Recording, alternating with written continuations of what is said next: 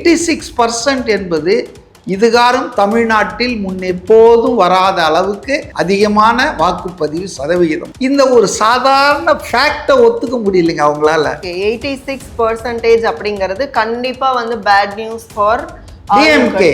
S yes certainly. அதாவது இதுல சந்தேகமே இல்லைங்க. ஏன்னா மக்கள் மத்தியில் ஒரு எழுச்சி ஏற்படுறது. அதாவது இந்த திருவிழா மாதிரி நான் பார்த்தேன். நான் வில்லிவாக்கம் தொகுதி ஐநாவரத்தில் தான் எனக்கு பூத்து. நான் போயிருந்தேன், ஒரு 7:30 மணிக்கே போயிட்டேன். நான் அந்த க்யூவில் வந்து முன்னெப்போதும் நான் வயசான ஆட்கள் அப்படி தாங்க இருப்பாங்க அந்த டைமில். ஆனால் நீங்கள் பார்த்தீங்கன்னா it was brimming with youth power. சில பேர் வந்து இதுதான் அவங்களுக்கு முதல் தேர்தல், கன்னி தேர்தல்னு வச்சிங்களேன். அப்போ அவங்க எல்லாருக்கிட்டையும் நான் கிராஸ் செக்ஷன் பார்க்கும்போது அவங்க வாய் திறந்து சொல்லலை. But everybody was for Vijay, everybody was for whistle. ஒரு மாற்றம் கரூரில் வந்துருக்குதுன்னா இந்த பாவம் தம்மை சும்மா விடாது, இந்த 41 ஆவிகள் தன்னை வந்து பழி வாங்கிடும் நினச்சிட்டு தான் செந்தில் பாலாஜி குவாய்ட்டாக கோயம்புத்தூருக்கு ஷிஃப்ட் ஆகிட்டார். No other reasons to explain. ஏன்னா அவருக்கு தெரியும், மனசாட்சிக்கு தெரியும் இல்லைங்களா. எல்லாரும் ஒன்றை ஒத்துக்கிறாங்க, அவருக்கு 20லேருந்து 25 கண்டிப்பாக கிடைக்குங்க. இப்போ அந்த அளவுக்கு வந்துட்டாங்க. இப்போ எல்லாருமே மோரார்லெஸ் எதிர்த்து பேசினவங்க, தூத்துனவங்க, அவர் தேர மாட்டாருன்னவங்க, சிங்கிள் டிஜிட்னாங்க, அவரே ஜெயிக்க மாட்டாருனாங்க, 234 தொகுதியில் அவருக்கு போடுறதுக்கு கேண்டிடேட்டே இல்லைனாங்க. இப்படி எல்லாம் கடந்த சில மாதங்களாக புரளி பேசிகிட்டு இருந்தவங்கெல்லாம் இப்போ எலெக்ஷன் பர்சன்டேஜுக்கு அப்புறம், எலெக்ஷன் டேக்கு அப்புறம் அவங்க பர்பஸ் முடிஞ்சு போச்சு இல்லையா.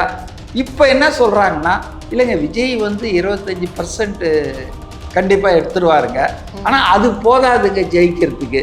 இப்போ ஆர்குமெண்ட் அதுதான். இன்னைக்கு இந்து பேப்பரில் செய்தி வந்திருக்க, காங்கிரஸ் சர்க்கிள்ஸில் பேச ஆரம்பிச்சிட்டாங்க, நாம் தப்பு பண்ணிட்டோம், தாவேக்காவோட தான் நம்ம போயிருக்கணும், தாவேக்காவோட போயிருந்தோம்னா நம்ம கட்சிக்கு ஒரு நல்ல எழுச்சி கிடைச்சிருக்கோம், ரிவைவல் ஆகிருக்கலாம், அட்லீஸ்ட் தேர்தல் முடிவு வந்த பிறகு நம்ம வந்து வெளியேற வேண்டியதுதான் இப்போவே பேச ஆரம்பிச்சிட்டாங்களாம். மக்கள் விரும்புகிற முதலமைச்சர் வேட்பாளர் யாருன்னு கேட்டதில் 44% விஜய் தான் சொன்னாங்க.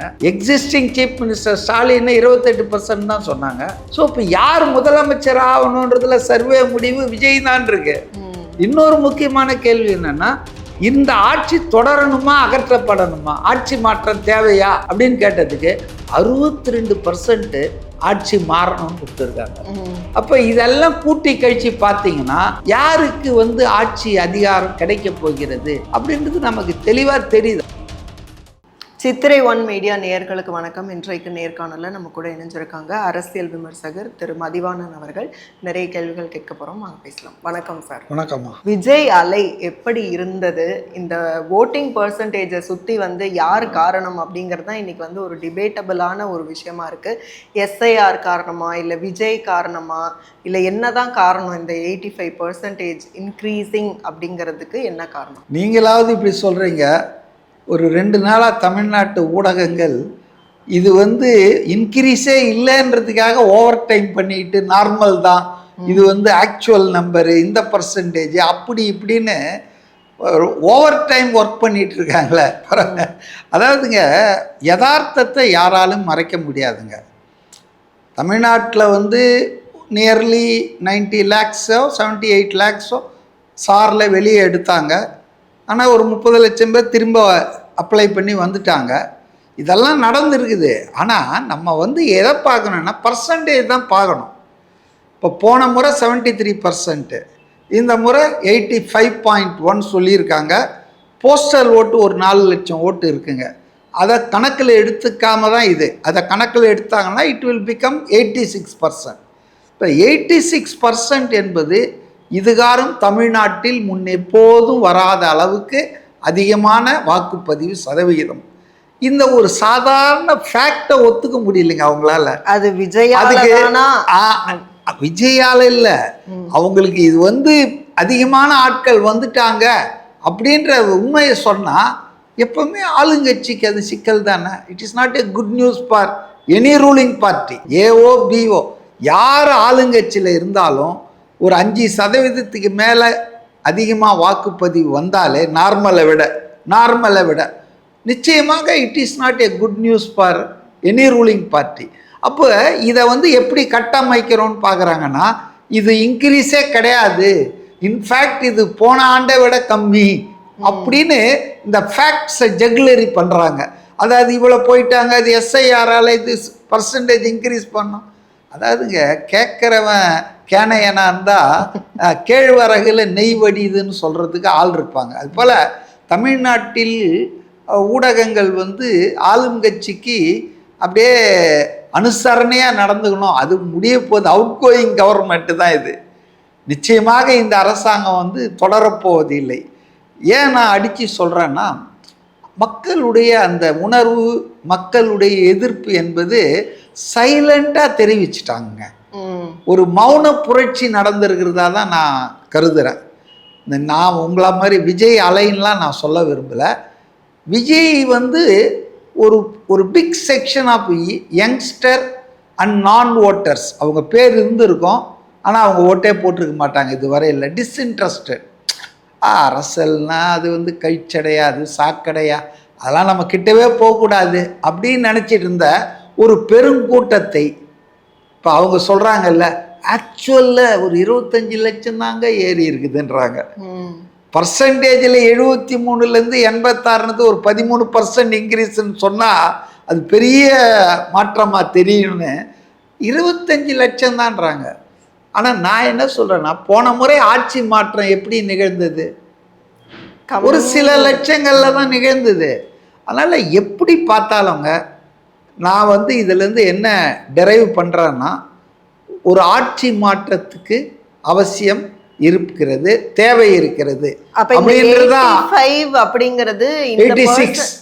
ஓகே, 86% அப்படிங்கிறது கண்டிப்பாக வந்து bad news for DMK. Yes yes, certainly. அதாவது இதில் சந்தேகமே இல்லைங்க. ஏன்னா இப்போ ஓட்டுக்கள் அதிகமாக வந்திருக்காங்கன்றது மட்டும் இல்லை, வந்து செக்மெண்ட் யார்? All young generation. Young voters மத்தியில் யாருக்கு செல்வாக்கு இருக்குதுன்னு குழந்தை கூட தெரியும். இன்றைக்கி இந்து பத்திரிகையில் ஒரு ஸ்டாட்டிஸ்டிக்ஸ் போட்டிருக்கான்.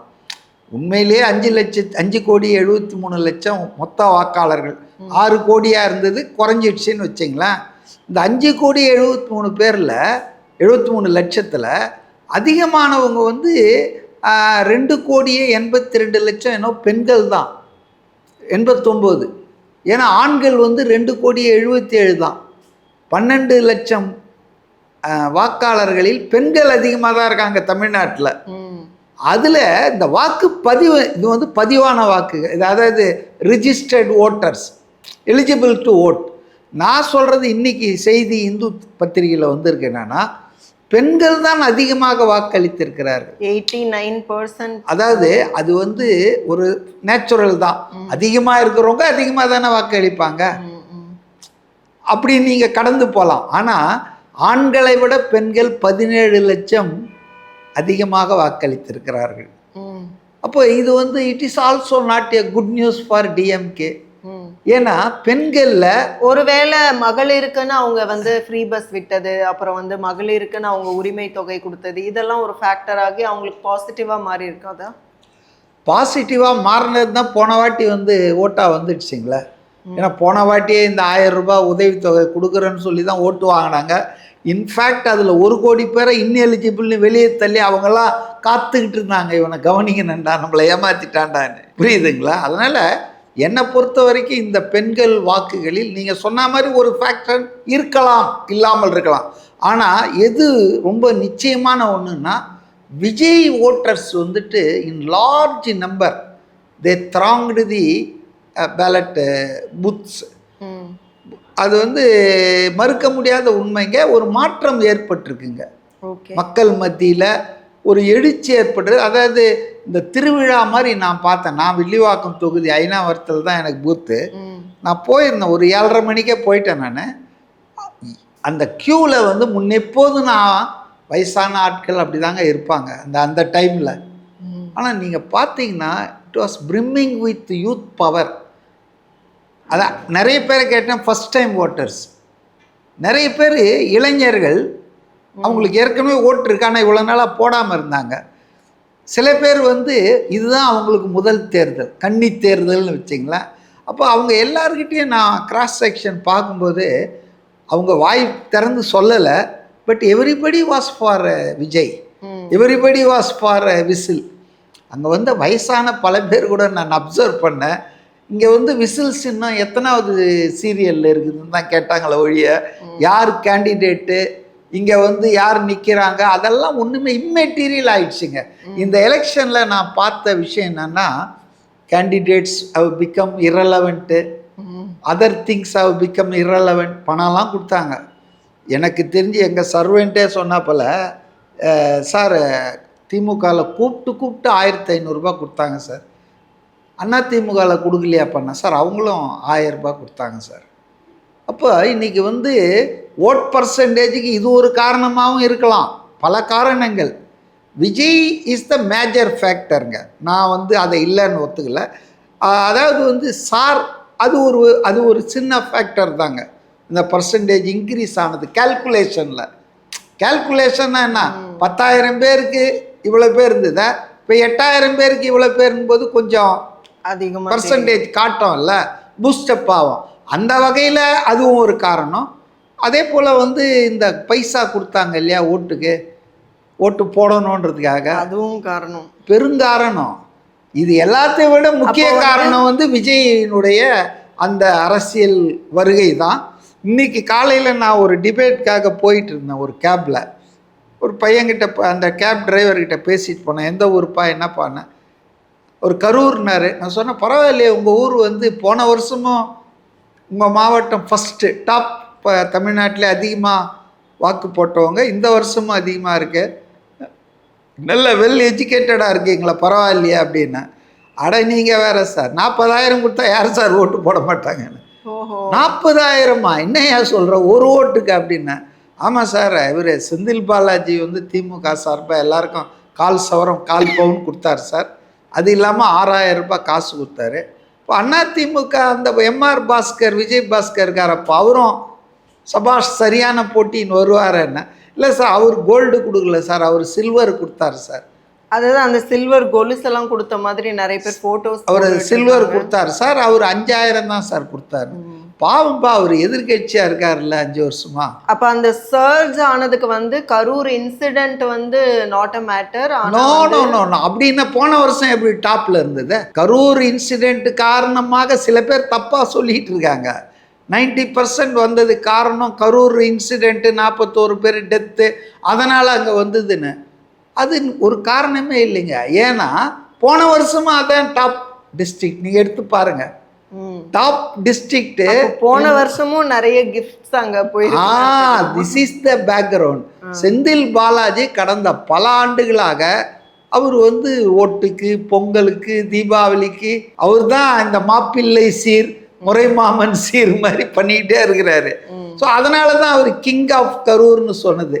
அவர் ஒன்றும் பாக்கெட்லேருந்து எடுத்து கொடுக்கலைங்க. டாஸ்மாகில் அடித்தது, இதை டிரான்ஸ்போர்ட் மினிஸ்ட்ரியில் அடித்தது, அந்த அப்பாவி ஏழைகளுக்கு டிரைவர் வேலை தரேன், கண்டக்டர் வேலை தரேன்னு வாங்குது, பல 100 கோடி 1000 கோடி.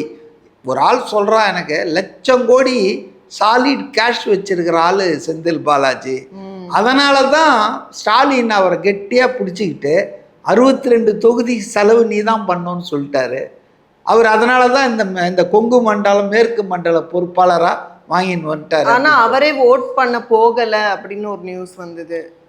அவர் அதெல்லாம் ஏங்க, அவருக்கு அங்கே அவர் தொகுதி கோயம்புத்தூர் தெற்குக்கு போயிட்டாரு.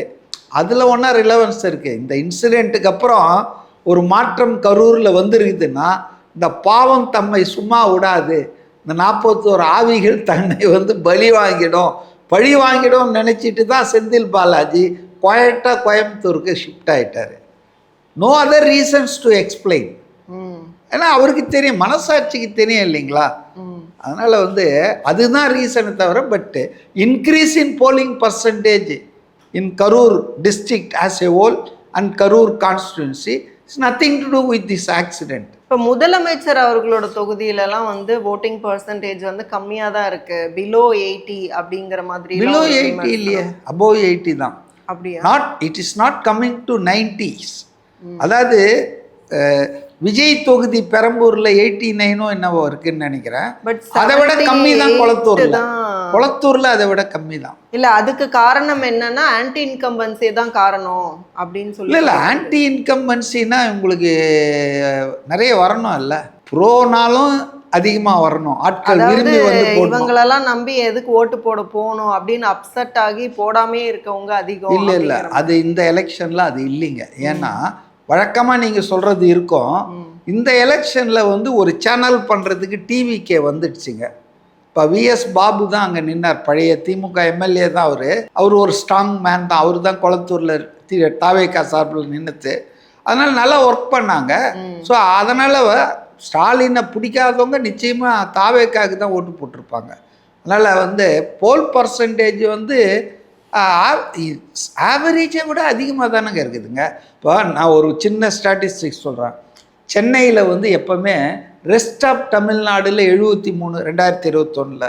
ஆனால் சென்னை மாவட்டத்தில் 62 தான். நாட் ஓன்லி இன் சென்னை, நீங்கள் கோயம்புத்தூர், மதுரை, இப்படி அர்பன் ஏரியாஸ் எடுத்துட்டிங்கன்னா எப்போவுமே ரூரலை விட அர்பனில் வந்து ஓட்டிங் பர்சன்டேஜ் கம்மியாக இருக்கும். ஏன்னா நகரத்தில் இருக்கிறவனுக்கு எந்திரத்தனமான வாழ்க்கைங்க, பக்கத்தில் யார் இருக்காங்கன்னே அவனுக்கு தெரியாது, வந்தான் போனோம் போயிட்டு இருப்பான். ரெண்டாவது இதுக்கெல்லாம் வந்து இதெல்லாம் ஒரு ஆடம்பரம் இவங்களுக்கு. ஓட்டுக்காக போய் 1 மணி நேரம் நிற்கிறது, வெயிலில் போகிறது, இதெல்லாம் அவங்களுக்கு தேவையில்லாத ஒரு விஷயம். ராமன் ஆண்டாள் என்ன லட்சுமண ஆண்டாள் என்னன்ற மாதிரி ஒரு நினப்புங்க. அதனால் சிட்டிஸில் எப்போவுமே rest of other centre seat, இப்போ தமிழ்நாடு ஆஸ் ஏ ஹோல் எடுத்துக்கிட்டிங்கன்னா 73.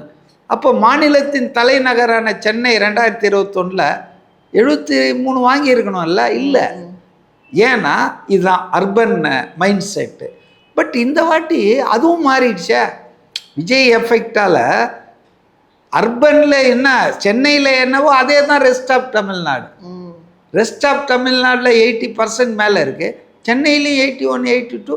நீங்கள் ஆர்கே நகர் 90%ங்க, பெரம்பூர் 89%, எடப்பாடி 90%. நல்லா நீங்கள் பாருங்கள் கான்ட்ராஸ்டாக.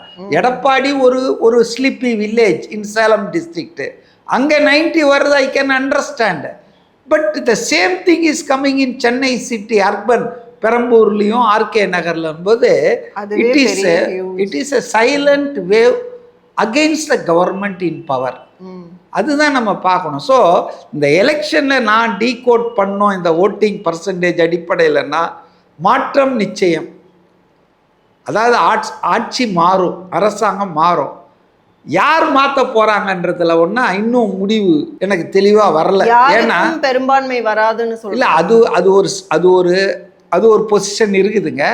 ஆனால் all depends upon this X factor Vijay தாங்க.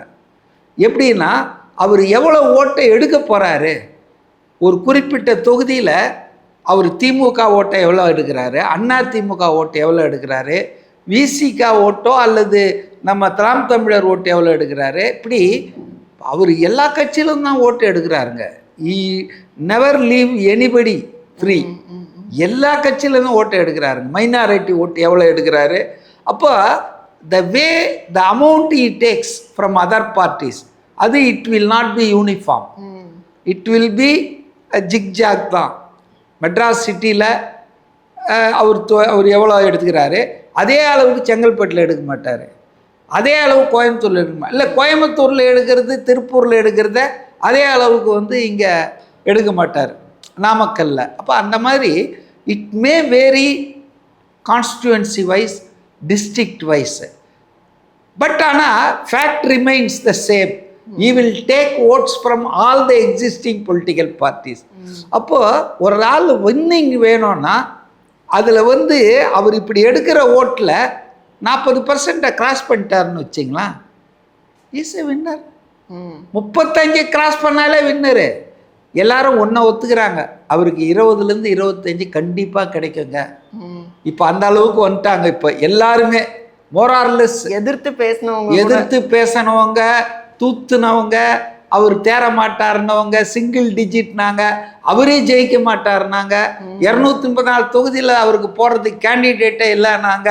இப்படி எல்லாம் கடந்த சில மாதங்களாக புரளி பேசிகிட்டு இருந்தவங்கெல்லாம் இப்போ எலெக்ஷன் பர்சன்டேஜுக்கு அப்புறம், எலெக்ஷன் டேக்கு அப்புறம் அவங்க பர்பஸ் முடிஞ்சு போச்சு இல்லையா. இப்போ என்ன சொல்கிறாங்கன்னா, இல்லைங்க விஜய் வந்து 25% கண்டிப்பாக எடுத்துருவாருங்க. ஆனால் அது போதாதுங்க ஜெயிக்கிறதுக்கு. இப்போ ஆர்குமெண்ட் அதுதான். இதுவும் மே 4க்கு அப்புறம் இதுவும் மாற்றிக்குவாங்க. இல்லை நான் அப்போவே நினச்சேங்க அவர் வந்து impact will be very strong அப்படின்னு. அப்போ கதையை மாற்றுவாங்க. பட் என்னை பொறுத்தவரையில் விஜயை வந்து ஒரு மாற்றத்தின் கருவியாக, ஒரு மாற்றத்தினுடைய ஒரு பிரதிபலிப்பாக தான் மக்கள் பார்க்குறாங்க. இன்னொரு ஃபேக்டர் என்னென்னா, பெண்கள் ஓட்டு வந்து ஒரு 40க்குள்ளே இருக்கிற பெண்கள் தான் விஜய் போடுவாங்க அப்படின்லாம் ஒரு கதை கட்டிகிட்டு இருக்காங்க. அப்படிலாம் கிடையாதுங்க. பெண்கள் ஓட்டு 55 வயசான ஒரு பெண், 65 வயசான என் மனைவி உள்பட எல்லாருக்கும் ஒரு சாஃப்ட் கார்னர் வந்துடுச்சு. என்ன சாஃப்ட் கார்னர்? ஒரு ஆளை போட்டு இந்த மாதிரி அடிக்கிறாங்களே எல்லாரும் சேர்ந்து. இப்போ இந்த பக்கம் 25 கட்சியோட ஸ்டாலின் வராரு, இந்த பக்கம் 8, 3, 9 கட்சியோட எடப்பாடி வராரு, மத்தியில் ஆளும் கட்சி, மாநிலத்தில் ஆளும் கட்சி எல்லாம் ரவுண்டு கட்டி போதாததுக்கு இந்த நாம் தமிழர்கள் இருக்கிறவங்க பிடிச்சி அடிக்கிறாங்க. இப்போ ஒரு மனுஷனை, பெண்களுக்கு ஒரு இறக்க சுபாவம் உண்டு இல்லைங்களா, நேச்சுரலாக ஒர்க் அவுட் ஆகும். ஒரு ஆள் அவன் என்னையா தப்பு பண்ணான், பாவம், ஆட்சியில் இருந்ததில்லை, ஊழல் பண்ணதில்லை, அதுவும் நல்ல தொழிலை வேற விட்டுட்டு வராரு, மார்க்கெட் போயிட்டு ரஜினிகாந்த், கமல்ஹாசன், சரத்குமாரி மாதிரி வரல, நல்ல மார்க்கெட் உச்சியில் இருக்கும்போது டக்குன்னு வந்துட்டாரு. அவர் நல்லது தானே செய்ய சொல்கிறாங்க, அவர் ஒன்றும் தப்பு பண்ணலையே, ஏன் இந்த மாதிரி கேங்கப் பண்ணி அடிக்கிறாங்க? ஸோ அப்போ அவர் நல்ல ஆள் தான், அவரை வந்து விடக்கூடாது, அவர் வீழ விடக்கூடாது அப்படின்னு அவர் நினைக்காத குவார்ட்டர்ஸ்லாம் ஓட்டு வருதுங்க. இப்போ டிஎம்கே ஃபேமிலிஸ், எனக்கு தெரிஞ்சு டிஎம்கே ஃபேமிலிஸாகவே சொல்கிறாங்க, இல்லை சார் இந்த வாட்டி வந்து நாங்கள் அவருக்கு தான் போடுறோம், ஒரு மாற்றம் வேணும் sir. I was surprised to hear this. காலங்காலமாக எம்ஜிஆருக்கு ஓட்டு போட்டுட்டு இருந்தவங்க இன்னைக்கு சொல்கிறாங்க, இல்லை சார் அவர் தான் சார் கரெக்டாக திமுகவை அட்டாக் பண்ணுறாரு, ஏடிஎம்கேல சரியில்லை சார் எடப்பாடிலாம், அவர் தான் சார் கரெக்டாக தீய சக்தின்றாரு, திமுகவை எதிர்ப்பதில் தான் அப்படின்றத அவர் நிலை நிறுத்திட்டாரு. இந்த 2-3 மாதம் அவர் கேம்பெயினில் அவர் எதுக்குடா இதை சொல்கிறாருன்னு பார்த்தேன், பட் இதுக்கு தான் சொல்லியிருக்கிறாரு. திமுக எதிர்ப்பு ஓட்டுகளை பூரா அவர் அல்றாருங்க, இன்க்ளூடிங் ஃப்ரம் ஏடிஎம்கே. அப்போ அவருக்கு வந்துங்க பெண்கள் ஓட்டு, இளைஞர்கள் ஓட்டு, புதிய வாக்காளர்கள், இந்த எம்ஜிஆருடைய கோர் ஓட் பேங்க்கு. ஆனால் எதிர்கூட்டணிகளை பாருங்களேன், திமுக கூட்டணியில் யூனிஃபைடே ஆகலை. பிரேமலதா நேற்று வந்தாங்க, அவங்களுக்கு 10 சீட்டு, ஒரு ராஜ்யசபா சீட்டு கொடுத்தாங்களா, விசிக்கு அதை ரசிக்கவே இல்லை, அது ரொம்ப சிக்கல். அப்புறம் காங்கிரஸுக்கும் டிஎம்கேக்கும் ஜெல்லாகவே இல்லை, அந்த சண்டை கிண்டை போட்டு 3 சீட்டு எக்ஸ்ட்ரா வாங்கினாங்க. ஆனால் ராகுல் காந்தி நான் ஒரு டிஎம்கே தொகுதி கூட வரமாட்டேன்ட்டு ஸ்டாலினோடலாம் எங்கேயும் ஜாயிண்ட் அப்பியரன்ஸே கிடையாது. பாண்டிச்சேரியில் ஒரே நாளில் இருக்காங்க, இல்லை பாண்டிச்சேரியில் ஒரே நாளில் இருக்காங்க, அங்கே கூட அவர் சந்திக்கல, காலையில் போயிட்டாரு இவர், அவர் போன பிறகு தான் இவர் போகிறாரு ஸ்டாலின். இத்தனைக்கும் அங்கே அலையன்ஸு, காங்கிரஸ் டிஎம்கே அலையன்ஸு.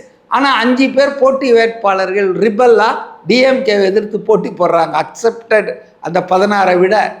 அந்த போட்டி வேட்பாளர்களை ஏர்போர்ட்டில் சந்தித்து தட்டி கூட்டுட்டு போகிறார் ராகுல் காந்தி. ஸோ காங்கிரஸ் ஏன் இன்னைக்கு இந்து பேப்பரில் செய்தி வந்திருக்க, காங்கிரஸ் சர்க்கிள்ஸில் பேச ஆரம்பிச்சிட்டாங்க, நாம் தப்பு பண்ணிட்டோம், தாவேக்காவோட தான் நம்ம போயிருக்கணும், தாவேக்காவோட போயிருந்தோம்னா நம்ம கட்சிக்கு ஒரு நல்ல எழுச்சி கிடைச்சிருக்கோம், ரிவைவல் ஆகிருக்கலாம், அட்லீஸ்ட் தேர்தல் முடிவு வந்த பிறகு நம்ம வந்து வெளியேற வேண்டியதுதான் இப்போவே பேச ஆரம்பிச்சிட்டாங்களாம். இப்போ இதெல்லாம் எதை காட்டுது, அந்த alliance was not integrated, unity இல்லை. பெரிய 20 கட்சி தான், 25 கட்சி தான். Too many cooks will spoil the சூப்னு ஆங்கிலத்தில் ஒரு பழமொழி இருக்கு, பார்த்துருக்கீங்களா? அதுபோல் இங்கே விடுதலை சிறுத்தை திருமாவளவன் 8 தொகுதியை வாங்கி 8வது தொகுதியை காங்கிரஸ்காரனை கொடுத்தாரு, தெரியுமா உங்களுக்கு? அதே போல் 4 தொகுதியில் 3 தொகுதி எம்டிஎம்கே உதயசூரியனில் தான் நிற்கணும்னு சொல்லி இல்லைன்னு சொல்லி, அப்புறம் கடைசியில் 4மே நின்று தொலைக்கிறையான்னு உதயசூரியனில் நின்னாங்க. இவர் கமல்ஹாசன் எனக்கு 3 உதயசூரியன் நிற்கணும், எனக்கு ஒன்றுமே வேணான்ட்டார். ஸோ அந்த அலையன்ஸ் வந்து even though it is set to be big number wise, அதில் வந்து யூனிட்டி இல்லைங்க. காங்கிரஸ் டிஎம்கேக்கு இல்லை, விசிகாக்கு உள்ளவே பிரச்சனை. இந்த ஆலூர் ஷாநவாஸ், திருப்பூர் பாலாஜிக்கெல்லாம் சீட் கொடுக்கல. ஏன்னா they are suppose to close very close to DMK. இப்போ அது மாதிரி நிறைய சிக்கல்கள், இன்னர் ப்ராப்ளம் விசிகேல. அதுக்கு அடுத்தது நீங்கள் இந்த இவர் பேர் என்ன, நம்ம தேமுதிக அவங்களுக்கு வந்து அன்டியூ இம்பார்ட்டன்ஸ் கொடுத்துட்டாங்க. அவங்க நேற்று வரைக்கும் திமுகவை திட்டிட்டு இருந்தாங்க. அவங்கள கூப்பிட்டு ஏவா வேலு பேத்திக்கு வந்து இல்லை ஏவா வேலு பேத்திக்கு வந்து விஜயகாந்த் பையன் நிற்கிறான் இல்லையா விருதுநகரில், அவனை அலையன்ஸ் பேசி முடிச்சிட்டாரு. அந்த நிச்சயதால் முடிஞ்சவனு இங்கே அலையன்ஸை கொண்டு வந்துட்டார். அவருடைய பர்சனல் ஃபேமிலி ஃப்ரெண்ட்ஷிப்புக்காக கொண்டு வந்து 10 சீட்டை கொடுத்ததில் கடுப்பாயிட்டாங்க கம்யூனிஸ்ட்டுகள். நாங்கள் காலங்காலமாக உங்கள் கூட இருந்து உங்கள் காலம் நக்கிட்டு இருக்கிறோம், எங்களை தூக்கி எறிஞ்சிட்டு திட்டிகிட்டு இருந்த பிரேமலதாக்கு 10+1ன்னா யாரும் அதை ரசிக்கலைங்க. அப்போ அவங்கள 6 கொடுத்ததையே 10 கேட்டவங்கள 5 ஆக்கிட்டாங்க. இப்படி அந்த அலையன்ஸுக்குள்ளே ஏகப்பட்ட பிரச்சனைகள். இந்த பக்கம் ஏடிஎம்கேல வந்து பிஜேபி சேர்ந்ததில் 25% அப்படியே மைனாரிட்டி அவங்க கிட்டேருந்து வெளியே போயிடுச்சு. அன்புமணியை சேர்த்தாரு, ஆனால் ராமதாஸ் அவருக்கு வந்து டேலி பண்ணுறாரு, கவுண்டர் அட்டாக் கொடுக்குறாரு. இவர் 3TV தினகரனை சேர்த்தாரு, சசிகலா அங்கேயே போடுறாங்க. அப்போ மைனஸ் பண்ணுறாங்க, நியூட்ரலைஸ் பண்ணிடுறாங்க. அப்போ அவருக்கு இழப்புகள் தான். சேர்ந்தா கூட 4-5 பேர், அவருக்கு லாபம் ஒன்றும் இல்லை. அப்போ இந்த சூழ்நிலையில் தாவேகா வந்து யூனிஃபைடாக இருக்குது, கமாண்ட் ஸ்ட்ரக்சரு, ஒன் லீடர் அவர் தலைமையில். மக்கள் ஏன் ஜூனியர் விகடன் சர்வேலேயே அவங்க போட்டிருந்தாங்களே ஒரு எலெக்ஷனுக்கு 3 நாளைக்கு முன்னால், அதில் எல்லாம் போட்டிருக்காங்க. கடைசியாக 2 விஷயத்தை அவங்க சொன்னாங்க. எனக்கு அதுதான் முக்கியமான விஷயம்னு நினைக்கிறேன். ஒன்று என்னன்னா, மக்கள் விரும்புகிற முதலமைச்சர் வேட்பாளர் யாருன்னு கேட்டதில் 44% விஜய் தான் சொன்னாங்க. எக்ஸிஸ்டிங் சீஃப் மினிஸ்டர் ஸ்டாலின் 28% தான் சொன்னாங்க. ஃபார்மர் சீஃப் மினிஸ்டர் எடப்பாடிக்கு 25% தான் கொடுத்தாங்க. ஸோ இப்போ யார் முதலமைச்சர் ஆகணுன்றதுல சர்வே முடிவு விஜய் தான் இருக்கு. இன்னொரு முக்கியமான கேள்வி என்னன்னா, இந்த ஆட்சி தொடரணுமா அகற்றப்படணுமா, ஆட்சி மாற்றம் தேவையா அப்படின்னு கேட்டதுக்கு 62% ஆட்சி மாறணும்னு கொடுத்துருக்காங்க. அப்போ இதெல்லாம் கூட்டி கழிச்சு பார்த்தீங்கன்னா யாருக்கு வந்து ஆட்சி அதிகாரம் கிடைக்க போகிறது அப்படின்றது நமக்கு தெளிவாக தெரியுது. ஆனாலும் 4ஆம் தேதி வரைக்கும் நம்ம வெயிட் பண்ணி தான் பார்க்கணும்.